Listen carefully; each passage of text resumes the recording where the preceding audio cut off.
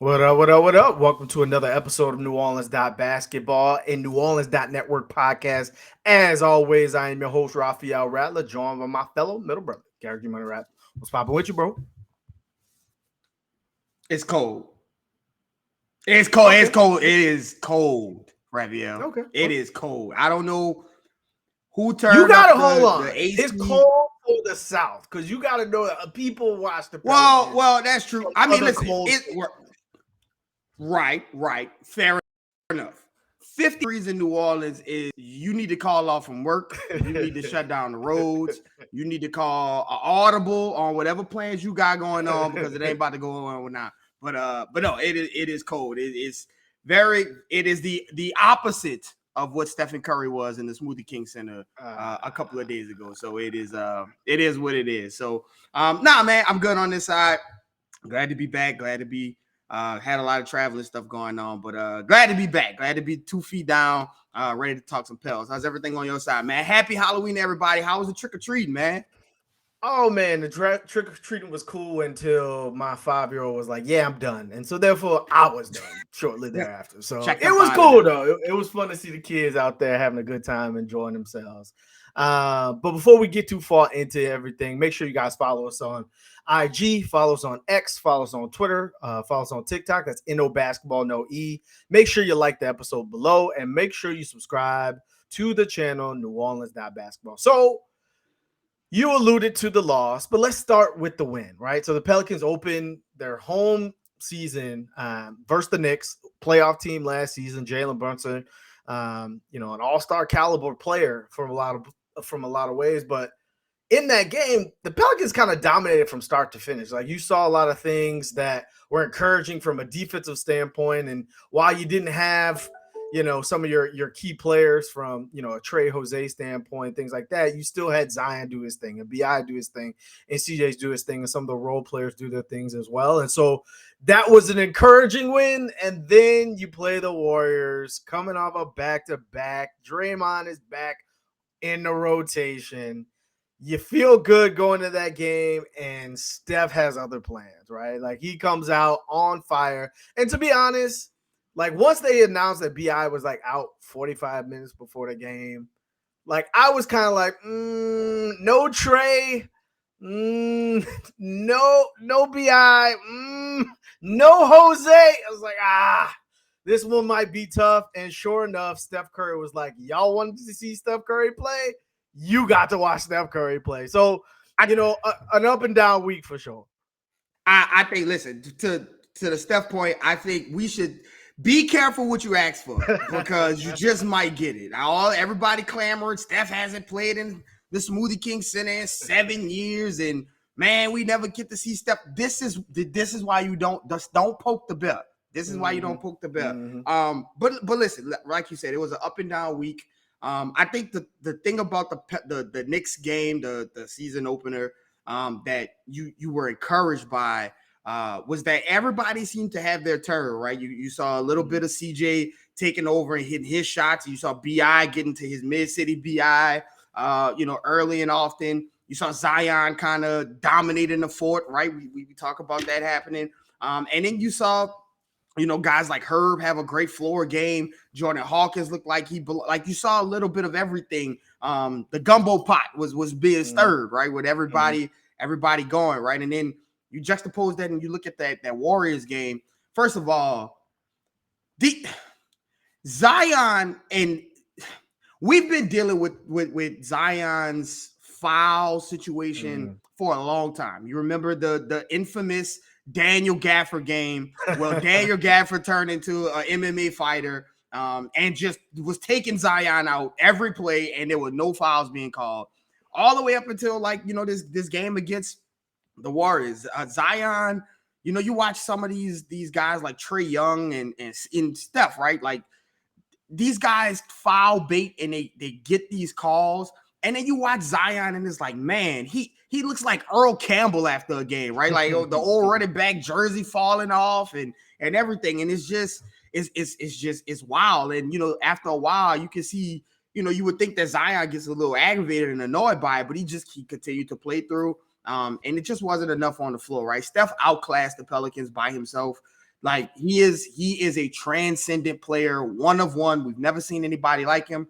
Probably won't see anybody, like him ever again. He has like what we call NBA sons all over the place, right? You think about Trae Young and Damian Lillard, guys who want to take shots from 30 feet out, but nobody's quite like Steph, right? And one of the things that makes Steph is his allure and what he does to officiating games and stuff. This man leaned over and hit Jordan Hawkins, and the refs were literally watching the game. Then, because you don't call that foul on Steph Curry, especially when the rookie is out there guarding him. So listen, there were some things that we'll get into, things that you took away from that Warriors game. That's kind of like, hopefully they can work through some of these things and get it to gun. But for the most part, listen, with a guy like Steph in town and you're already down your second best player, it was tough. And then you throw in Zion not getting his, some of the calls and having to play through a lot of contact. It just was a lot for the Pelicans to overcome. But I think there were things that they can do and build off of that game. And that also came from that Knicks game that they could kind of move forward doing. Right. So again, it's a game you lose. You weren't going to go 82-0. Eventually somebody was going to punch you in the face. And that's what happened to the Pelicans. But something that's becoming kind of a theme both in the preseason and in the regular season and dating back to last season, as the Pelicans are a defensive team. Like, you think of Zion, it's crazy we say this. Like, 2 years ago, you were like, if the Pelicans could just be average on defense, now you're like, they have to lead with defense every single game. Some of it is the lack of availability. Some of it's just the fact that, like, you look at this roster and it's made of athletic guys who are focused on shutting people down. That's exactly what Willie Green wants this team to be. Like, that is what he set out day one of Summer League, his first game, and said, I want a defensive-minded team. That's what when he left Golden State, they were the number one defensive team in the league, and I promise you, that's probably what he took to the locker room in New Orleans. And so you look at that, and you look at the talent with CJ and BI and Zion, and you say, how could that be? But even the Knicks game, you just talked about it.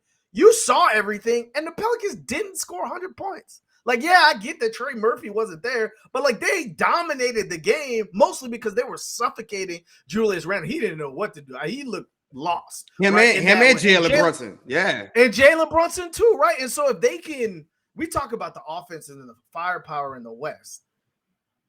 The thing that differentiates the Pelicans other than their youth is the fact that they can defend too, right? And so – you got to see it together. You got to see the offensive pieces work and eventually hit that ceiling. But all in all, they're a defensive team. Now, the other part of defense is rebounding. So if you're going to be a mostly, death by 1,000 cuts, 2-point team that defends and makes you work for everything, you also have to be a good defensive rebounding team, a good rebounding team in general, right? Well, the Pelicans are dead last in rebounding percentage in the NBA through their 3 games so far. And they had one good game versus Memphis where they out-rebounded them. But Memphis is 0-4 because they're not playing without their best player and a main building block in Steven Adams and a main bench player in Brandon Clark. So, like, that game you kind of throw away.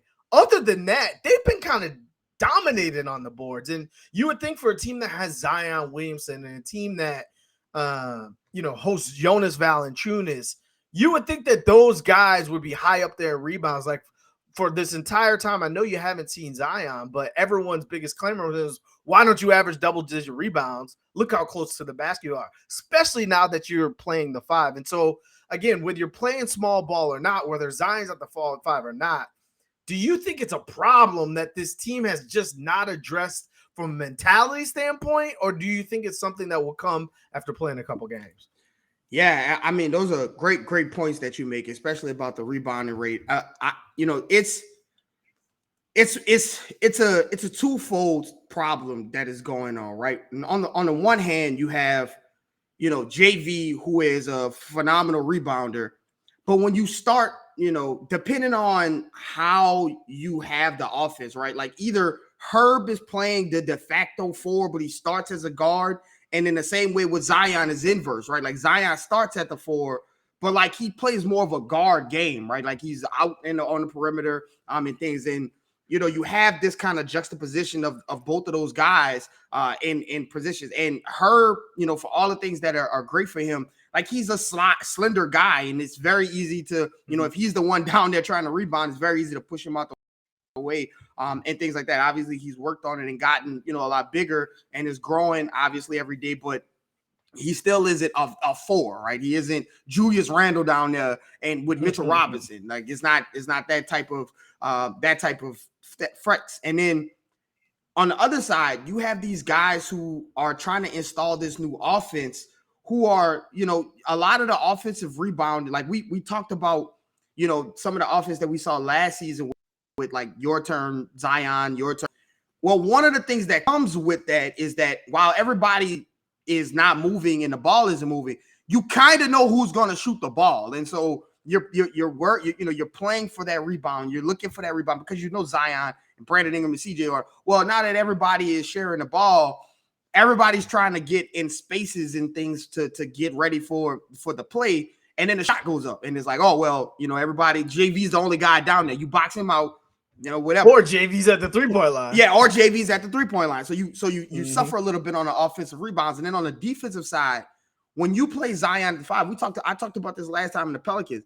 In our last episode, Zion has to realize that, like, when you're the 5, you can't look to the left and look to the right for like JV or another big man. Like, you're the big man. You have to go rebound the ball. And to be honest, like the JV is really the only like really real rebounder, on the team. Like Zion does a lot of things well. He does his offensive putbacks well, but he's not really like a hit the boards, 8 rebound, 9 rebound type of power forward. And then you look at the big man rotation around him, like Cody Zeller is not give you a lot of rebounds. Larry Nance 6'7", EJ Liddell is 6'6". So like you're around like these are really short. When you sorry about that. When you play a point guard, when you don't have a point guard on the floor, one of the things that, and everybody talks about the Pelicans not having their point guard and things. One of the things that you do get is you get a lot of length in places that is not used to having length, right? Like CJ is out there at the point guard, but he's not like 6'3", so he's not Jalen Brunson, he's not Trae Young. He's taller than that. And you should be able to play defense well. But where you fold is that when you start to get smaller as you get it towards the power forward in the center position, you start to realize to get beat up on the board. So I think the Pelicans have the pieces in house to kind of fix the problem. Like you said, it's more of a mentality change. Like it has to be gang rebounding. It has to be led by Zion and Brandon Ingram, who may not be, the typical rebounders, but like they have all the tools with Zion with his strength and explosive and, his width, and then BI with his length, his wingspan and things. Like they have the tools to be good rebounders and help out on that side of the ball.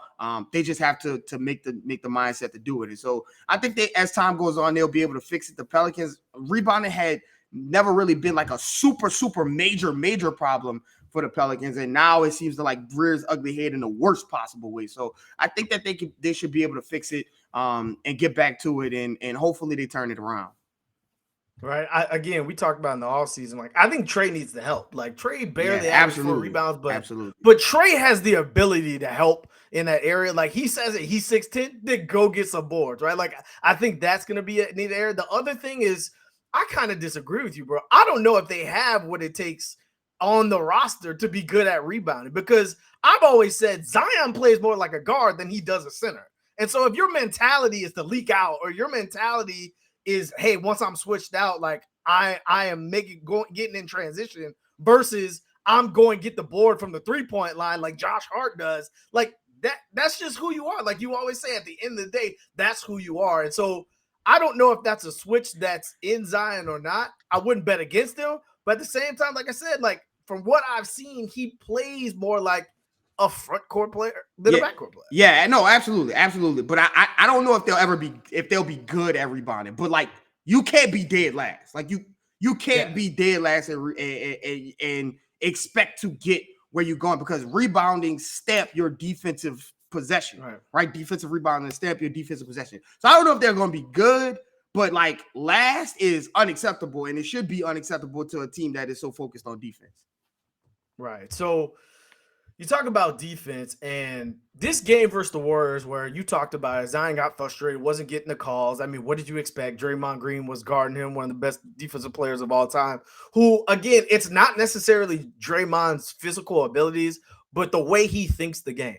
He knows where Zion's going. Like, a lot of times he's setting Zion up to be unsuccessful or towards his help or whatever it may be. And so way he might not be a Zion stopper per se, at the same time, he knows the ways to give himself the best chance on the defensive end. And so you saw Zion get frustrated, and you saw him try to shoot the three-point shot and air ball. You didn't see the midi and things like that. And so this game reminded me of the Milwaukee game last year when the Bucks came to like JV had like 7 threes versus Brook Lopez. But basically the Bucks said, we are stopping Zion to get from the game. BI was not available in that game either. So they just sold out to stop Zion at the rim. And he was frustrated in that game as well.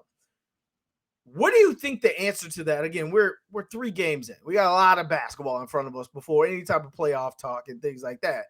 But that's how people are going to defend Zion in the playoffs. Like, they're going to try to stop him with a wall.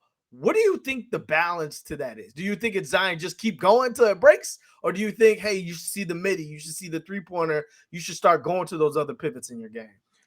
I think the way to stop that is to put as much help on the floor for Zion. The Pelicans. At one point in time, we were like, who's going to shoot the ball for this team? And now you look on the roster, and there's Jordan Hawkins, and there's Matt Ryan, and there's CJ, and Trey hasn't even played. So you have this bevy of guys who, I'm not saying that they're all going to be, knockdown shooters the entire season for every single game. But, like, one of those guys should have it going every game, right? Like, every game you should have that going. And we've seen Zion be a phenomenal playmaker. We've seen him hit people in shooting pockets. You have to make these guys pay for leaving people open and making them feel like, there's a bunch of bad decisions that need to be made. I said that's when they drafted Jordan Hawkins, that was going to be his role. Like, when you have Jordan Hawkins and Trey and BI and CJ and guys like that on the floor with Zion, it's either double Zion. And we saw a little bit of it in that Knicks game, right? They tried to sell out on Zion and Brandon Ingram. Well, here comes Matt Ryan. Here comes Jordan Hawkins. Here comes CJ making threes. Oh, you want to stay home on those guys? Well, here is Zion and Brandon Ingram taking guys one-on-one. And it's gonna have to be that, because listen, Zion is incredible. He is a phenomenal athlete. He's another guy that's one of one. But he can't run through 3 people and score every single play and expect to have, success, team success, and win games. You have to be able to trust his teammates. And he has shown, the ability to do so. He has hit people in shooting pockets. He has given people the opportunity to hit wide open shots. And those guys just have to do it. And then another thing, Brandon Ingram has to be a stone cold killer on the floor when he gets on the floor. He has to look at it as this is an opportunity for him to show that he could be dominant next to another dominant player. Willie Green called him the best duo in the league.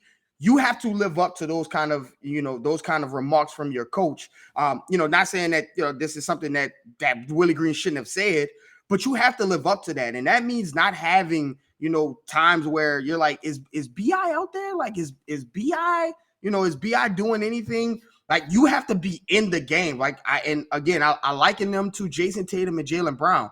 You never have to worry about if Jaylen Brown feels like he's on the same tier as Jason Tatum. Now, sometimes it might be to the detriment, but I also think that BI could be a better player than Jaylen Brown if he clicks into that mentality. And so, like, you have to get into that. You have to understand that it is you two guys make this thing go. And if Zion is seeing wall after wall after wall, that means you are not seeing that. And so you have to be decisive and attack and be a killer and go for it, because he has the ability to score 10 points in any quarter, 12 points in any quarter. Like, just go for it and not be so relaxed and be so. be so worried about, what Zion is doing and things like that. And listen, we want him to affect the game in other ways, but like, don't let it take away from, the Brandon Ingram that got the Pelicans within 2 games of getting out of the first round without Zion. Like, don't let that take away from that, because that's how you end up with Zion feeling like he has to do it all, because entering the full quarter, Brandon Ingram has 13 points, 14 points, 15 points. Like, you should be going into every fourth quarter with 20, 21, 22 points. And get those shots up, because Zion, we saw it in the behind the scenes thing when he was telling CJ, like, nope, you shoot the ball like you are CJ. The same should go for Brandon Ingram. You are Brandon Ingram, shoot the ball and attack. This is a contract extension year. BI talking about he wants to get some of that money that everybody's, putting out, giving out. He didn't sign the extension because he bet on himself. You have to go for it and establish it. So I think that's you have to hit the shots that are available once they build that wall in front of Zion.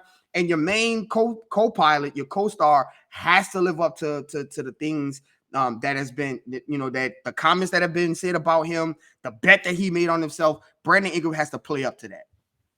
Yeah, the other part of all this is you talk about the gumbo of this roster where you're missing the root, right? Like, you're missing Jose and Najee's energy that, like, even when we were in the Smoothie King Center, like, when Jose well, Trey's perspective, you're missing a major part of your offense, right? Like, that's a huge part of your offense. That's the downside about this next month, is like, this isn't really your team. Like, Trey is such a big part of your team, and Jose and Najee act as big part of your teams and can win you games, that like you're playing without half of the rotation already. And so right now you're just kind of putting pieces together and trying to make a new offense work. The one piece that is kind of throwing a wrench into all this is Jordan Hawkins, man. He has been impressed, like almost to the point where, man, if this guy, he made his first start after being told 45 minutes before the game, hey, yo, you about to start because B.I. not playing. Like, this guy came out first shot cash. Like, was not thinking about, oh, this is my first start. Like, he said he didn't tell nobody, before, like none of his family before the game. He was starting like, oh, this is another day in the park. Like, I don't know if there's a way you take this guy out the lineup once Trey is available. And so, again, it's a numbers game, right? If Trey's back and Jose's back and Najee's back, somebody is not playing. You talk about the floor space and you talk about what Matt Ryan's able to give you. Well, if Trey's there, that's another element. So if Trey's on the court, Jordan Hawkins on the court, I love to see those lineups when it's like B.I., Zion, those two, and anyone at that point, someone to defend. Herb, it does not matter because the floor will be so spaced.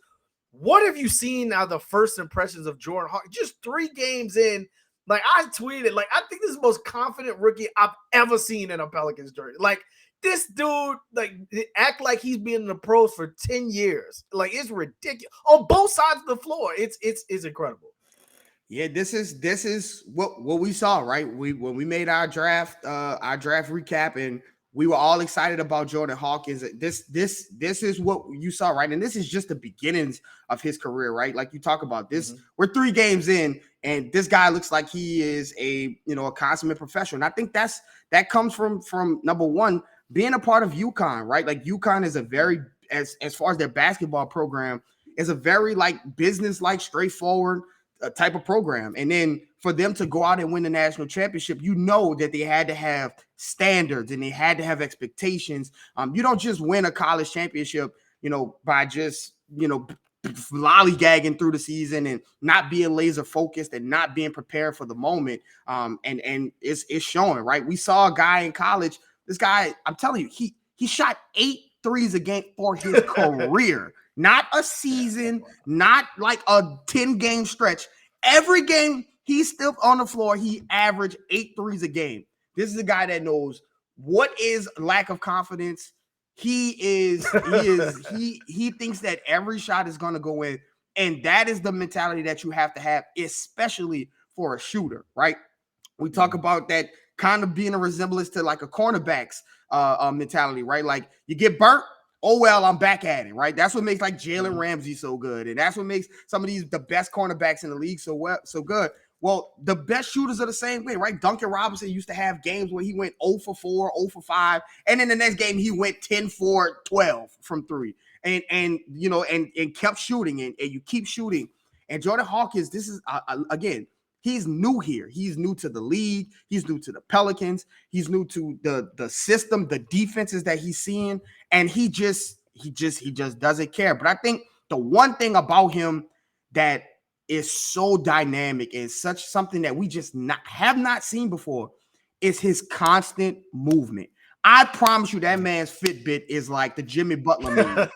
He is just always running. And when you have a guy that is always running, and like I said in a previous podcast, always at the 3-point line. He is.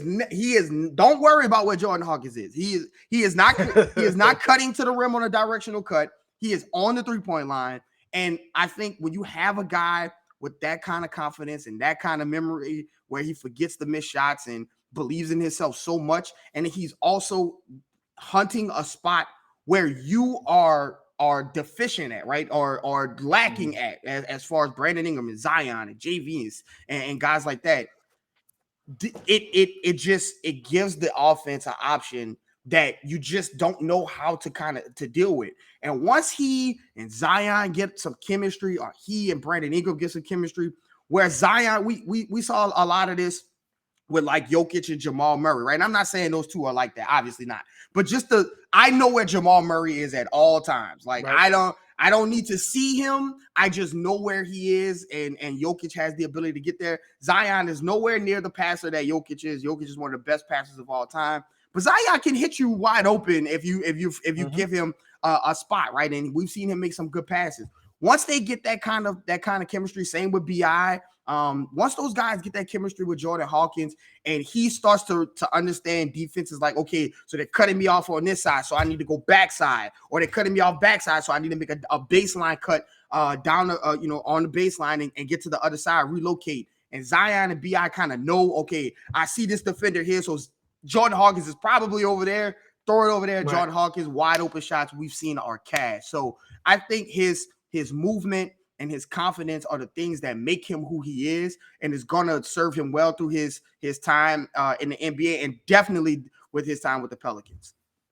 Right. Like, you saw him watching Steph warm up between the game. And again, you could watch, like, when they asked him after the game, like, what's it like watching Steph? He's like, been watching Steph my whole life and things like that. And just him enamored with his movement, right? That's part of what makes Steph so great, the ability to constantly move. I think that needs to be incorporated to the offense. Like, I think there should be plays run for Jordan Hawkins at some point throughout the season. The dribble handoff into the mid-range where he no dribble, kind of like, it's like a shooting drill. I think JV handed it off to him. I mean, like, he should be able to get that all game. If you're going to be worried about Zion and Brandon Ingram and CJ, he should be able to get a dribble handoff with JV and be wide open, because you know that center is going to drop. And so he should be able to hit that mid-range every single time. Right. And so, you know, I got to a conversation with somebody on X about this. Like, I was like, this guy is way more confident than, like, Zion. Even Zion talked about trying to find his groove. And, like, people like, what about Trey? Like, people forget, like, Trey wasn't like end of last year Trey, or end of the year before Trey before. Like, it took him a while before he realized every time you touch the ball, Trey, you probably should shoot it. Trey, you're really athletic. Every time you go to the goal, you should probably dunk it. Like, Jordan Hawkins is not that big, but every time he does get the ball and take the ball on the ground, like, he is looking to punch it on people's head. I'm like, I have not seen this from a rookie in the Pelicans in a long time. And so whether he's slider frame or not, I think he's going to have a big role in this team moving forward in the season and moving forward in his career. So there is a game tonight. It's the Oklahoma City Thunder. It's nationally televised, the first nationally televised, because the game versus the Warriors was NBA TV, which doesn't count. So this is the Pelicans' first nationally televised game of the season. It's interesting because OKC is like what the Pelicans were 3 years ago. They're the bright, shiny team with a lot of hope, a lot of talent that people think are going to take that next leap, and everybody's excited to watch this season. Whereas the Pelicans' shine is kind of diminished a little bit because of all the injuries and the uncertainty and things like that. And so you look at those things, you see the same division, you see that Dyson Daniels' best friend, Josh Giddey, is on the under, and you see that OKC was the team that knocked the Pelicans out the play-in. And, you know, like Zion said with Phoenix last year, he remembers that and not being able to impact that game. And so going into this game, it's kind of got a little steam to it, just a little bit for a random Wednesday night game. And so what are some of the things you're looking for from a matchup standpoint to kind of watch out for tonight? There is one thing I am looking forward to. I want to see what happens when Chet and Zion meet at the rim. I want to see what happens. I'm not saying that Chet is going to like fail at stopping Zion.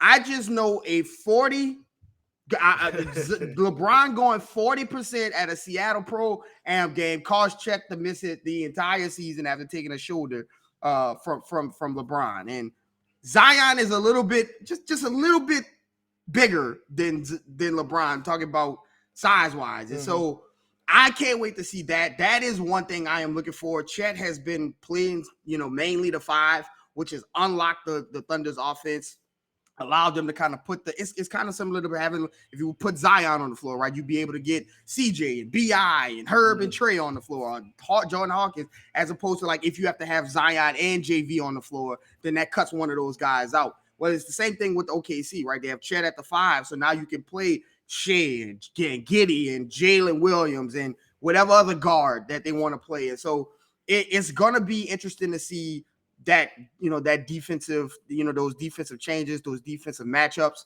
Another thing I'm interested to see, they have a very similar roster and lineup composition to the Pels, whereas like they don't have that Julius Randle and Mitchell Robinson, or that, if the Grizzlies were healthy, like a Jaren Jackson and Steven Adams, like they start two very, like Josh Giddey is at the 4. He's not really a 4. He's more like her.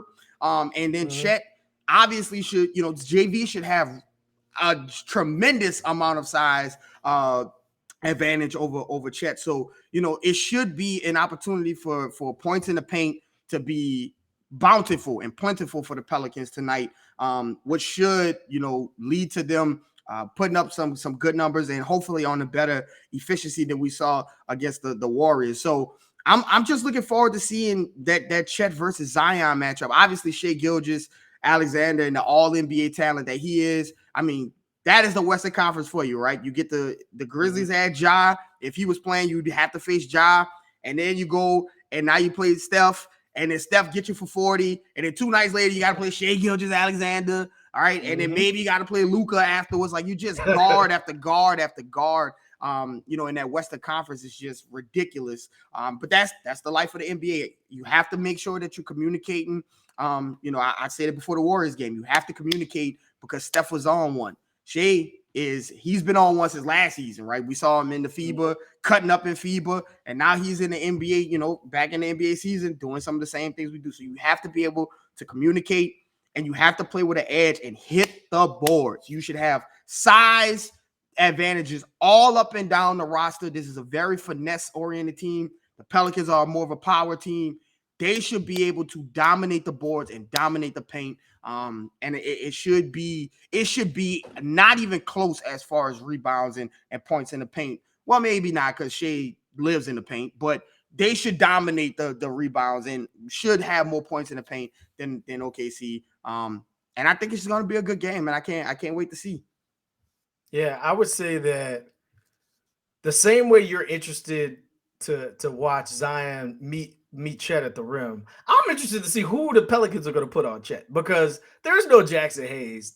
Larry Nance, like you said before, is 6'7". Chet is not. And no, he's had some impressive games. I know they got blown out versus the Nuggets, but he's had some impressive games already. And so I'm just interested to see how they would slow a player like him down, and what do they do in that scenario. You talk about Shai Gilgeous. I think it's very important that Herb doesn't get in foul trouble again. You can't get the small ticky-tack ones, or you're going to have to put Dyson in. And again, Shai showed you what he was able to do. He knocked you out of the play-in last year. So I'm interested to see that matchup. In terms of keys to the game, I think it's important that your personnel. You talk about the Thunder being a similar roster to the Pelicans. Well, they very much are, because the Thunders are not a three-point shooting team. Like you just talked about it. Shai doesn't shoot 3. Giddey doesn't shoot 3. Chet probably shoots the best amount of 3. J-Dub is a mid-range player as well. Outside of Isaiah Joe, shout out Arkansas, they're not a 3-point shooting team. So you shouldn't be hard closing out Kenny Hustle. You should be hard closing out Lou Dort. Like, you should know how to play to your advantages. You talked about it. Like, this game should be a boards game. After how you got disrespected on your home court last game, you should be hungry. Zion himself, JV himself, you should be fighting toward the boards to rectify that problem. You talked about the early season turnovers. They got a little bit better the last couple games. Now you're talking about rebounding. Let's see how they respond from that standpoint. The last thing I would say in terms of like a key to the game that's very important is OKC is kind of a slow team. Like, Shea is he's more of a half-court player than he is transition. And Giddey has a little bit of transition to his game, but they're a slow team, and their transition defense is not good. Most young teams don't have good transition defense. We just talked about how the Pelicans are rare in that area. So you need to get out and move it. Jose was interviewed talking about what he can bring when he gets back healthy and things like that. He's like, people got to run with me. You got to push the pace, because even in the Knicks game when they won handedly, like at times it just felt like, okay, Pelican, why aren't you running? Why aren't you getting and moving? Dyson can't do it by himself. Like, he can't be the only person taking the ball out of the hoop or taking the ball out of bounds and going and things like that. That's a little bit more on CJ. That's a little bit more on BI.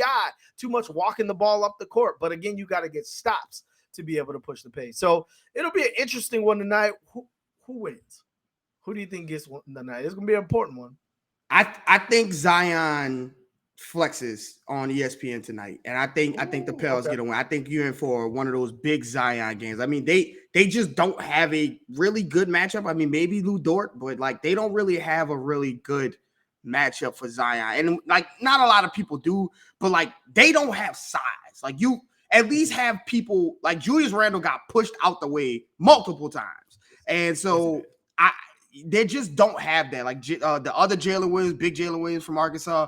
Like maybe you throw him out there, but it's just a lot of not banged up a little bit. Yeah, it's just not a lot of good matchup options for them. And I think, you know, Zion being on ESPN, this is prime Shea versus Zion, you know, kind of a prime for them two to have a duel. And I think at least the Pelicans have a Herb Jones, have a Dyson Daniels, guys that like maybe Shea can cook them, but like they'll make it difficult. There's just not that on the Thunder team for Zion. So I think Zion flexes in the Pelicans win. Okay, well, we shall see a little bit later today. So that's all we got for you for today's show. We'll be with you guys after the show to kind of recap and talk about the back-to-back that the Pelicans play tomorrow versus the Pistons as well. So what you got left for the people, Garrick? As always, you never know what people are going through, so give someone a smile today. We're back in the fold, so please follow us on Twitter, on Instagram, everywhere at NO Basketball, no E. Follow myself at Garrick_Rattler. Follow my brother at Raphael_Rattler. We're back to give you that content that you're looking for. So please follow us. And most importantly, subscribe to New Orleans Basketball. And we'll see you after the game.